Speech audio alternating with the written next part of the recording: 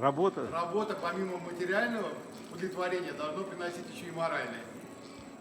Ну вот в данном случае, да, мне она материального вот удовлетворения не принесла, потому что я делал, этот кардан делали сколько? В одной мастерской, потом повезли в другую. Четвертый раз, да. Четвертый раз, да? Другую мастерскую повезли, сделать не смогли.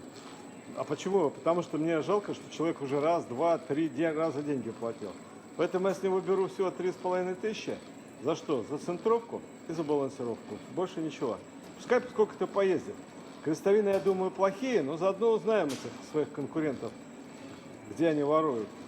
Везде или только еще и крестовины плохие ставят, еще и денег берут. Вот 3500 и кардан. Как автомобиль называется? Toyota Veros. О, хорошая машина. А сам хозяин моторист, да, и вот так жутко его обманули. Да. Ну ладно. Больше знает теперь, куда ездить. Спасибо.